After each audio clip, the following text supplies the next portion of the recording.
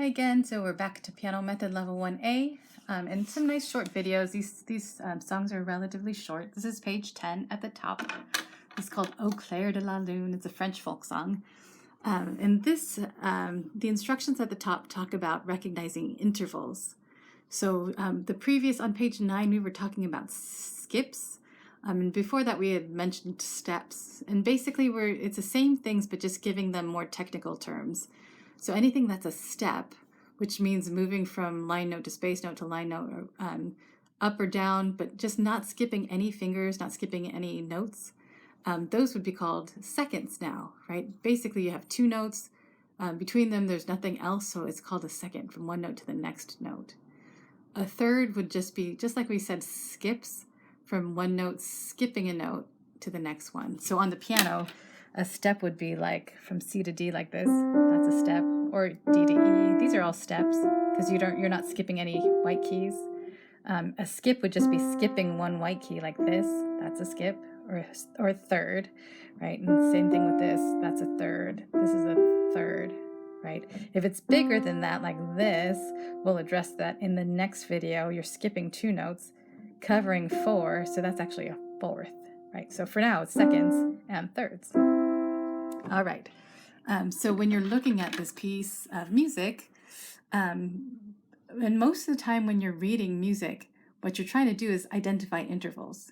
Because you do want to know your letters, but you also want to know the distance because it's just a lot faster to read. Then you don't have to think about every letter. So, for example, this one, if you're looking at this piece, you notice there's nothing happening in the right hand first. Those are all whole rests, right, which is nice. So we're starting left hand this time. You've got your C, right? All cows eat grass. That's that C. There's three of those. And then you're rising and rising. And these are just steps you can see from space to line to space, back down to line to space, right? Nothing, no thirds in there, no skips. But here, this is space note to space note, right? Then you notice that there's more distance and you're also skipping a line. So that's a third. That's the only third.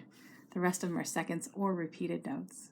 Okay. And the other thing, as usual, we're counting. We've got quarter notes, half notes. Make sure you count two counts on each of those, and then 4 counts on your whole note.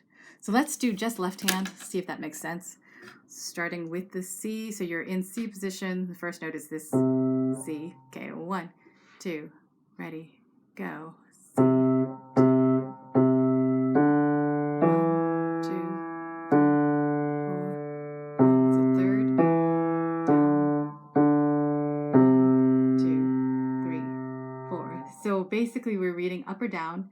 And then seconds. For the most part, a lot of music moves in seconds. And anything bigger, just really feeling the distance in there. Okay, so just to look at the right hand, same idea. You're starting, that's your middle C. We like middle C. It's easy to recognize. But it should sound pretty much the same, just right hand.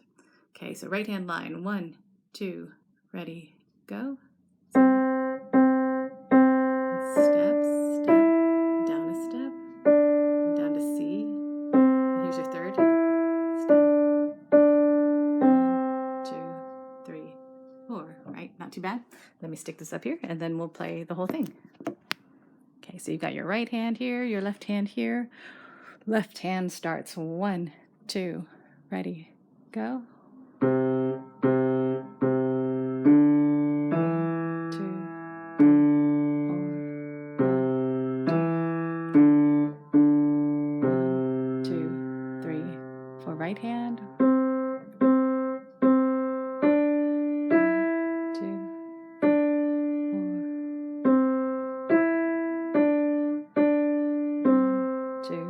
3, 4. Yeah, so not too bad. One thing I want to mention, because this uses a lot of pinkies, right? The left-hand pinkies. Those are weak fingers, are short, and they're small, right? Usually you don't use them in regular life. And same with your ring finger. So these two weak fingers, to give them a little more support, if you can be flexible with your wrist. So when you're playing your pinky note, your wrist can be actually behind your pinky, right? Makes it a little easier to play, so you can kind of roll with it as your fingers move to the right, your wrist moves to the right. As you're playing to the left, your wrist can roll that way. It'll just give those weaker fingers a little more support behind them, right? So just let your wrist be flexible up and down, but left and right is a big one. All right, have fun with that one. Let me know if you have questions. Thanks.